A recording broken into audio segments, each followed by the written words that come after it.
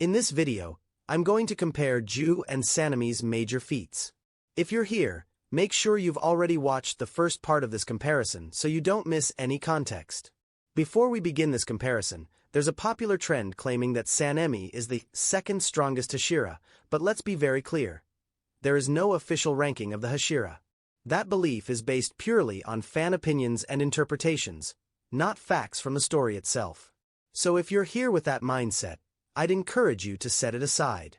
This video isn't about blindly repeating fan narratives or surface-level hype. It's about taking a step back, looking at the broader picture, and analyzing these characters with real depth and context. If you stay open-minded and willing to see things from a fresh perspective, this comparison will actually mean something. Otherwise, there is no point in explaining the unwilling. After GIYU returned from his flight saving Tanjiro and retrieving his blade, he briefly exchanged words with him before manifesting his Demon Slayer mark. This gave GIYU a massive boost in power and speed, but even with that, Akaza narrowly dodged his attacks and quickly adapted to GIYU's increased speed. Their clash turned into a drawn-out battle, but as a human, GIYU was inevitably at a disadvantage due to stamina. Meanwhile, Tanjiro was dreaming, trying to uncover Akaza's weakness.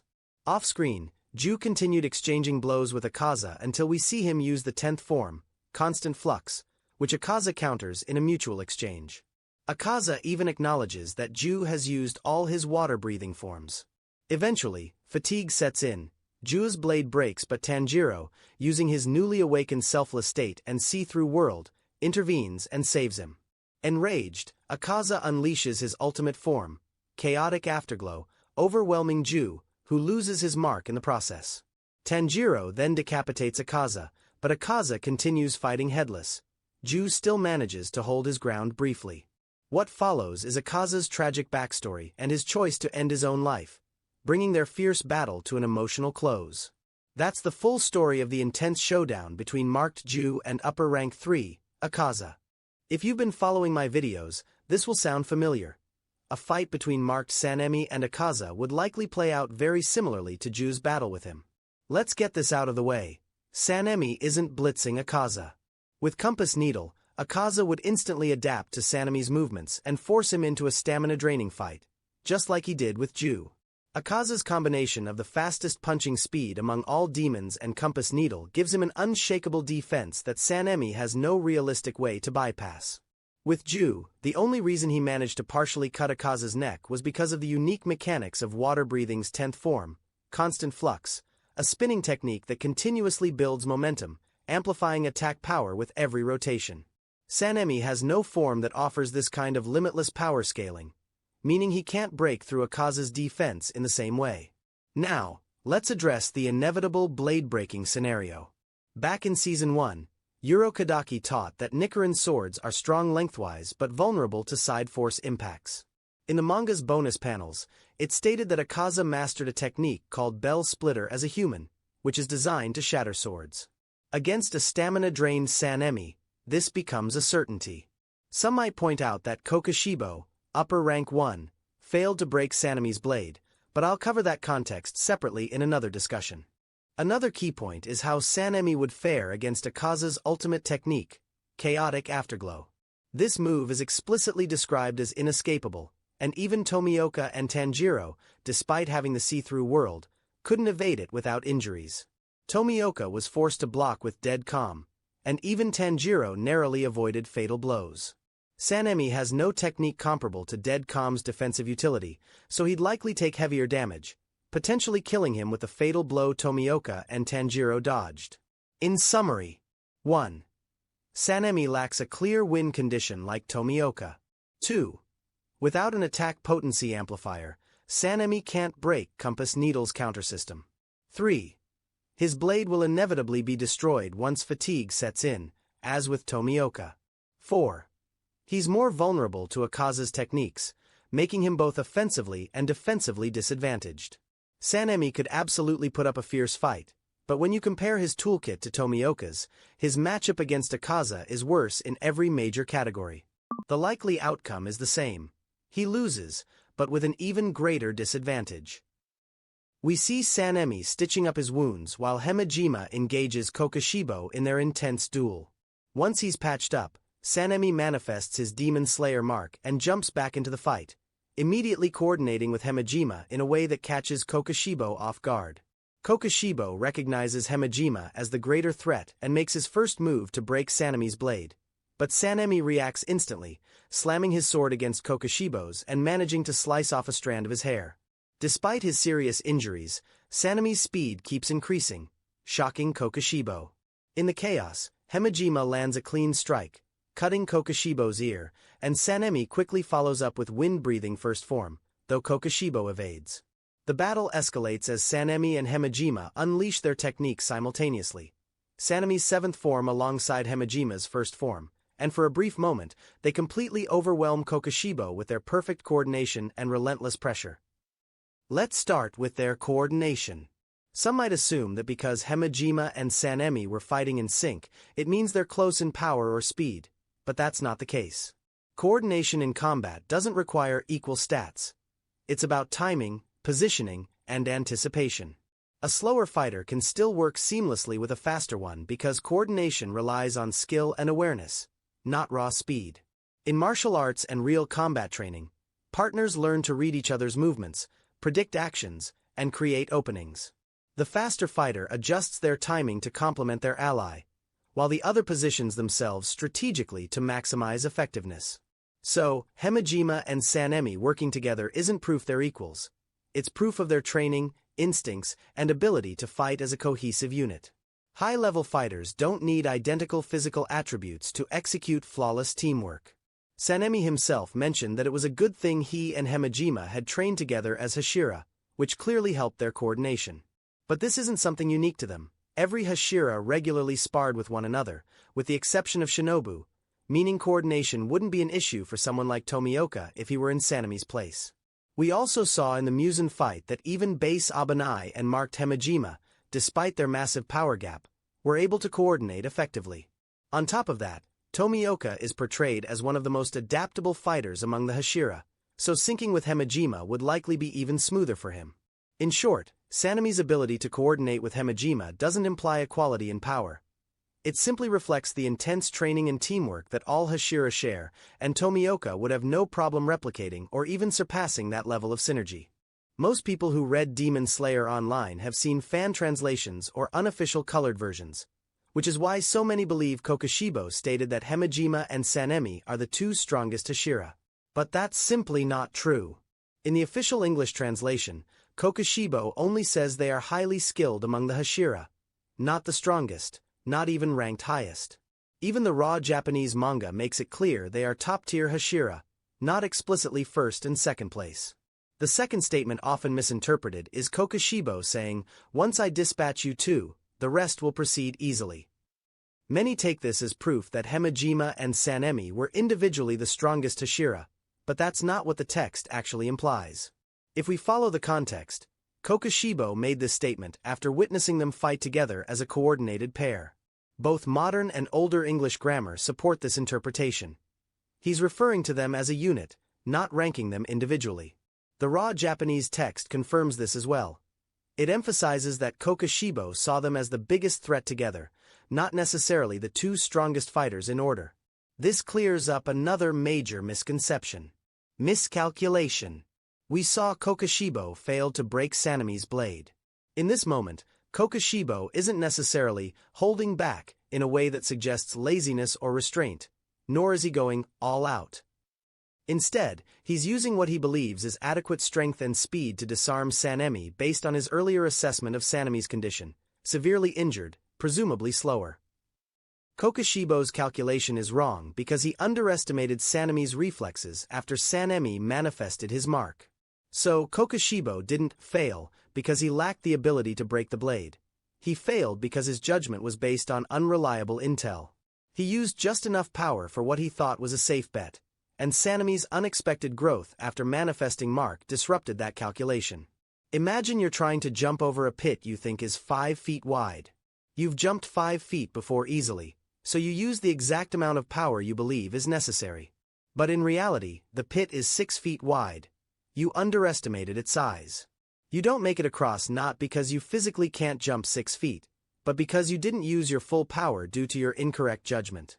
Kokushibo failing to break SANEMI's blade doesn't prove SANEMI is physically stronger. SANEMI also had the positional advantage. He was striking downward, channeling gravity and full body weight, while Kokushibo was swinging upward, a mechanically weaker angle. This means Kokushibo's error in judgment, not SANEMI's superior strength, determined that clash. Seeing Akaza easily shatter Tomioka's blade while Kokushibo failed to break SANEMI's can give a false impression that SANEMI is stronger than he actually is. But the truth is different than what it seems like. Power restraint. If we thoroughly read chapters 170 and 171, it becomes clear that Kokushibo was still not fighting at his best during his short sword state. There are multiple indicators that he was holding back or restricted in that battle. Firstly, Kokushibo was nerfed by the Mare Chi blood, and he was still under its effect. Since Mare Chi intoxication is more like a drunken state than a poison, it works differently from Shinobu's wisteria-based toxins. It can't be adapted to, it can only be suppressed by sheer willpower, similar to when you feel sleepy but can still function if you force yourself. Secondly, throughout the 2v1 fight, Kokushibo never used a single moon-breathing form. This alone is strong evidence of him holding back. Even though Hemijima and SANEMI's relentless pressure forced him on the defensive, Kokushibo still had openings to counter. For instance, when he struck at SANEMI's sword or slipped past SANEMI with a dash, he could have gone fully offensive but chose not to. Thirdly, Kokushibo wasn't using the see-through world either, which we've already discussed in the previous video. That's another undeniable restraint on his power during this stage of the battle. Also, I don't see any argument that supports the extension of SANEMI's saying, his blood was barely working applies in their 2v1 fight, but only to longsword Kokushibo. Feats. If we look at the situation cohesively, the entire fight played out under several limiting conditions. Kokushibo was nerfed by Mare Chi blood, he was clearly holding back, and his attention was divided while dealing with the duo's relentless coordination, particularly Hemijima's overwhelming pressure. Up to this point in the Kokushibo fight, SANEMI had not managed to land a single clean hit, neither in his base state nor even after manifesting his mark. In contrast, Hemijima was the one actively damaging Kokushibo, even managing to cut his ear. Now, for people who claim SANEMI edged Kokushibo's hair, let's break that down properly. 1. Kokushibo was surrounded by Hemijima's chain at the time, which restricted his room to maneuver and reduced his dodging options. 2. That strike came immediately after the unexpected sword repelling, which caught Kokushibo off guard. 3. Kokushibo's flesh blade had a key disadvantage. It couldn't withstand direct clashes with Hemijima's weapon. This forced him to prioritize dodging rather than trading blows, which in turn created small openings that SANEMI could exploit. And even when SANEMI and Hemijima combined their breathing forms at full force, the end result was only tearing Kokushibo's kimono, not actually injuring him. In summary, up to this point in the fight, SANEMI doesn't really have any standout feats that other Hashira couldn't replicate. The foundation of the battle was built on coordination and relentless pressure, not on SANEMI individually shining. If you pay attention, Kokushibo was mostly observing, analyzing, and gauging their strength. Only after they briefly pushed him back did he state, "Once I kill the two of you, the rest will proceed easily." That was the moment Kokushibo had measured their abilities and decided to get serious. It's clear that any Hashira paired with Hemijima would naturally form one of the strongest combinations, not because of SANEMI alone, but because of Hemijima's presence and the nature of teamwork. Long sword Kokushibo versus SANEMI. After Kokushibo unleashed his long sword, the fight immediately escalated. The group was caught off guard by his sudden surge in range and speed, where Hemijima managed to save SANEMI's arm but sacrificed two of his own fingers in the process. At this stage, SANEMI's Mare Chi was barely having any effect, and Kokushibo showcased his enhanced capabilities with the 7th form, followed by his 8th and 9th forms. When he launched his 10th form, Muchiro stepped in and saved SANEMI from the deadly strike. As the battle intensified, Kokushibo unleashed his 16th form, while Hemijima awakened the ability to see through the world. With this, the trio, Hemijima, SANEMI, and Muchiro, pressed their assault together. In response, Kokushibo released his 14th form, a devastating attack that targeted all three at once. Hemijima cleverly deceived him and disrupted the technique, while SANEMI attempted a first form strike but missed. In that critical moment, Muchiro landed a precise thrust, allowing both him and SANEMI to narrowly survive the 14th form. Meanwhile, Genya, having consumed a piece of Kokoshibo's sword, fired bullets infused with his abilities and temporarily rooted Kokoshibo down. Enraged, Kokoshibo unleashed a furious counter, sprouting multiple blades from his body in a deadly barrage. Despite the overwhelming danger, the half-severed Muchiro managed to turn his blade red, and together with Genya restraining Kokoshibo again, they created a final opening. After immense struggle, the team succeeded in beheading Kokoshibo. But the fight didn't end there. Kokoshibo began regenerating his head and even dodged a follow-up strike from SANEMI and Himejima. It wasn't raw strength that ended him, but his own faltering resolve. Upon catching sight of his reflection in SANEMI's blade, Kokoshibo's will weakened. His body began to crumble, starting from the wound Muchiro had inflicted earlier, and at last, the Upper Moon One perished. We see that Himejima was the one who saved both of SANEMI's arms from Kokoshibo's sudden long-range strike, while SANEMI himself was barely able to react in time. When Kokoshibo unleashed his 7th form, it's important to note that SANEMI and Himejima had already noticed the attack beforehand and were prepared for it. The 7th form itself was a wide-area slash directed toward their position, but because they were still in the same spot as during the previous surprise attack, they survived almost without needing to move any significant movement at all. Against Kokoshibo's 8th form, SANEMI tried to avoid the strike by leaping away but still ended up with cuts on his leg. When Kokoshibo unleashed the 9th form, SANEMI attempted to slip through the gaps of the attack, yet he was seriously wounded across his back. By the 10th form, SANEMI essentially gave up, and it was Muchiro who intervened to save him. Up to this point, SANEMI hadn't cleanly dodged a single attack, though to his credit, he was at least able to perceive Kokoshibo's movements, attacks and look for gaps to minimize the damage.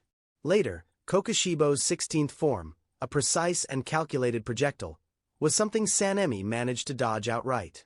But with the 14th form, even after Himejima disrupted Kokoshibo's attack, SANEMI only barely avoided through the openings and his counterattack of 1st form still failed, as Kokoshibo evaded despite his attention being divided. Although SANEMI did manage to dodge Kokoshibo's enraged projectile blade attack, the situation here is important to note. Kokoshibo simply projected as many attacks as the number of blades sprouting from his body, and since these were launched without any swinging motion, they lacked the same speed and momentum, making them comparatively slower and easier to avoid. In the end, when Kokoshibo was immobilized by Muchiro's red blade, SANEMI was finally able to land a hit for the first time. A similar case happened again when Genya pinned Kokoshibo down. Genya's blood demon art disarmed Kokoshibo's techniques and created the critical opening for decapitation. SANEMI followed Himejima's iron ball strike on Kokoshibo's neck and added force with his own blade, allowing the team to finally sever Kokoshibo's head. After that, SANEMI landed his 8th form on the already decapitated Kokoshibo, followed by more slashes on his regenerating head. But as we know, those attacks weren't the decisive factor. Kokoshibo ultimately began crumbling only after seeing his reflection in SANEMI's blade, his will weakening from within. That moment sealed his fate, and we know the rest of how Kokoshibo finally met his end. Deduction. The first clear takeaway is that SANEMI couldn't land a single clean hit on Kokoshibo, even while Kokoshibo was holding back. Despite fighting alongside the strongest Hashira, SANEMI still failed to touch him once Kokoshibo truly got serious. And against Long Sword Kokoshibo? Not even close. In short, the so-called best offensive Hashira ended up completely featless when it came to offense. The second point is that SANEMI was at least able to perceive Kokoshibo's attacks, though his reactions were inconsistent. But it's important to note this: SANEMI was extremely weakened, heavily injured, and slowing down as the battle dragged on. Those injuries reduced his natural speed, which ironically allowed him to make smaller, slower evasions. A fully healthy SANEMI would likely dodge with far greater consistency. In the end, the fair deduction is that SANEMI does have the ability to perceive and dodge Long Sword Kokoshibo's attacks. Fight matchups. We've now caught up to the Long Sword Kokoshibo fight. We'll get into whether Ju can react to Long Sword Kokoshibo later, but before that, we need to lay some groundwork. Up to this point, there's been a lot of manga material to unpack. We've seen base SANEMI and base Himejima, as well as their marked versions, going up against base Kokushibo.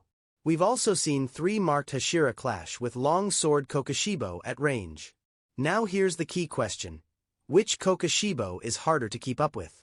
I'm sure most of you would immediately say long sword Kokushibo, but that's not actually the case. Let's break down why. Starting with base Kokushibo, we first need to understand what it actually takes to keep up with him. Based on SANEMI's statement, you're facing these attacks in close range. That means you're constantly forced into mental gymnastics, grasping unpredictable techniques on the fly, dodging and blocking with no stable rhythm, and maneuvering around attacks that shift in both timing and spacing. You're not just reacting, you're doing it repeatedly while every strike demands recalculation. On top of that, the swordsman needs instant adaptability to patterns that never repeat. Extreme spatial awareness to track multiple blades overlapping at different trajectories. Precision footwork. Essentially, you're forced to fight back against multiple complex blades, slashes at the same time. This is the reality of dealing with Kokushibo's close-range techniques, relentless and constantly reshaping battlefield. But when we move to long sword Kokushibo, the situation shifts. His attacks are fast, complex, and wide area, but they're launched from a longer range. That difference matters. At distance, your eyes can better track movement because of retinal speed perception. The farther away an object is, the slower it appears to move across your vision, giving you just enough margin to react. His long-range techniques also follow cohesive trajectories. Instead of recalculating every irregular blade at close range, the swordsman only needs to find an opening or predict the overall flow to slip through. It becomes an exercise in dodging, not endless mental gymnastics for every blade. We even saw this in practice. Genya, who was completely blitzed by base Kokushibo up close, was still able to perceive long sword Kokushibo's projectiles precisely because he was watching them from afar. That shows how long range gives more leeway, even against Kokushibo's overwhelming speed. In comparison to base SANEMI, Mark SANEMI here was only dodging. Means making very less amount of movements. So despite being faster and wider in scope, long sword Kokushibo's attacks are ultimately easier to perceive and avoid compared to the chaotic unpredictability of base Kokushibo at close range. We need to take a quick detour and talk about Michiro, slightly off topic, but this is important as supportive scaling for our main argument. We all saw the fight between Mark Michiro and base Kokushibo. Now, I don't know where this misinformation started, but the popular idea is that base Kokushibo perception blitzed Mark Michiro. What if I told you that's wrong, and Michiro wasn't actually blitzed? We already discussed that he was caught off guard, but there's more to it than that. If we go by the fanbook statement, it says, Michiro failed to read the attack and lost one of his arms. The novelization, which I don't fully consider canon, but still worth noting, backs this up by saying the same. He failed to read the move. And here's the key. Failed to read doesn't necessarily equal perception blitz. In fact, if you look at the panel styling, it mirrors other situations we see later. Base SANEMI against Kokushibo's sixth form, Hemijima against the second form, even base Kokushibo himself against the duo. In all of those cases, it wasn't portrayed as a blitz, but rather being outpaced or overwhelmed. So, combined with Michiro being off guard, the evidence points to this being more of a mimicry of a blitz, not an actual perception blitz. Let's talk about another common misunderstanding. If I asked everyone, when did Michiro unlock the see-through world? Most of you wouldn't know the exact moment. But you'd all confidently say he had it when he rejoined the fight and saved SANEMI. But what if I told you that the same Mark Michiro, yes, the one who was overwhelmed by base Kokushibo, was reacting to longsword Kokushibo? Sounds unbelievable, right? But it's true. There is an exact moment where Michiro awakened STW, yet for the entire rest of the longsword Kokushibo fight, he was fighting without it. And here's why this gets confusing. The reason Michiro was able to avoid those long-range attacks is the same reason Genya could perceive long-sword Kokushibo's projectiles. It's about long-range perception. the retinal speed effect making fast movements easier to track from a distance. That's the brief explanation, but there's a much deeper logic behind it. Since most people don't actually know, or can't prove, exactly when Machiro awakened STW without falling into circular reasoning, it shouldn't be hard to accept that it was the same Mark Machiro who dodged those attacks, not a stronger, upgraded version. And don't worry, I'm planning a fully detailed video on Machiro later where I'll break this down thoroughly. For now, this brief clarification should give you enough perspective to reconsider that common misconceptions. Speed dynamics. Not everything but considerably. I'll break down the speed dynamics in Demon Slayer, because they actually line up pretty closely with real-life physics. Speeds of the Hashiras are very misunderstood. We have 9 Hashiras and people believe some of them are blitz above another in speed, which is certainly not the case. Let's start by ranking the different kinds of speed a swordsman uses. This applies in real-life swordsmanship, and it lines up surprisingly well with how speed works in the Demon Slayer verse. 1. Reflexes, the instant, unconscious response to danger. 2. Reaction speed, the conscious ability to perceive and respond. 3. Tempo timing, controlling rhythm, predicting and exploiting openings. 4. Explosive speed, sudden bursts of movement from stillness. 5. Attack speed, how fast a strike is executed. 6. Parry speed, the speed of redirecting or deflecting an attack. 7. Transition speed, switching between forms, stances, or attacks. 8. Displacement speed, shifting your body's position without a dash. 9. Dash speed, forward closing speed, covering ground quickly. 10. Feint speed, how fast you can fake and disguise intent. 11. Draw speed, speed of unsheathing and striking in one motion. 12. Movement speed, overall mobility while in combat. 13. Blade manipulation speed, controlling blade adjustments mid-combat. 14. Recovery speed, regaining stance or balance after an exchange. 15. Combat speed, the total integration of all speeds in real fighting. Now, this is a general speed ranking, but it shifts depending on the swordsman's style. For example, Machiro specializes in high movement speed, so his ranking there goes way up. Zenitsu is built around explosive bursts, so his explosive speed sits higher.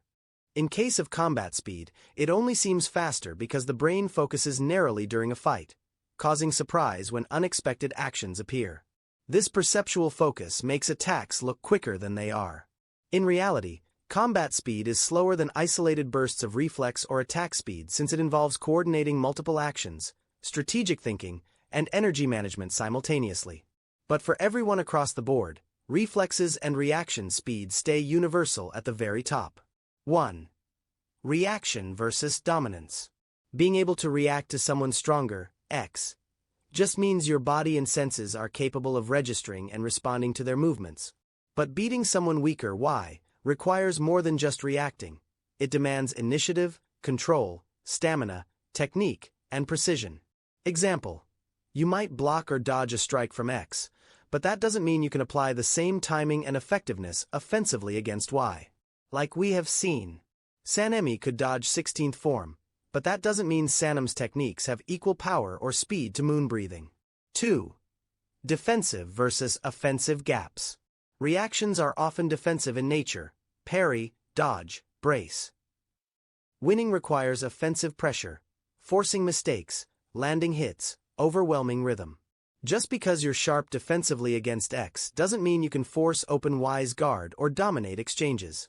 Example: Tanjiro was able to avoid Jotaro's attack, but he can't go equal to Jotaro like Tengen, or even defeat Daki alone. 3. Contextual speed. Combat perception is relative. You may react to X's overwhelming speed because you're hyper-focused, but against Y you might not anticipate well because you're not in the same mindset. Speed comprehension doesn't automatically transfer into execution. Example: STW Tanjiro can perceive Akaza's afterglow, but that doesn't mean he can fire 100 blows simultaneously like Akaza. 4. Technical layer. Someone weaker, Y, might use a different rhythm, technique, or attack pattern than X. Your reactions tuned to X's language of movement don't guarantee success against Y's unique style. Think of it like understanding fast Spanish, X, doesn't mean you can suddenly out-argue someone in English, Y. By now you should all understand. Keeping up doesn't mean you're on your opponent's level. Take this example.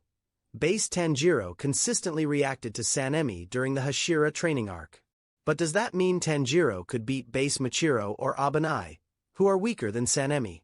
Absolutely not. There are countless analogous examples like this, and that's why people often fall into the illusion that SANEMI is stronger than he actually is, just because he reacted to Kokushibo's attacks. But if you really look, SANEMI was relying almost exclusively on his top two speeds, reflexes and reactions, just to survive. His offense told the real story. His attacks were far too slow to even touch Kokushibo throughout the entire fight. That gap is undeniable. Now compare that to GIYU. Against Akaza, GIYU was relying heavily on combat speed, which is actually the slowest tier of speed. Yet he still managed to fight evenly against someone who has the sharpest reflexes among all demons.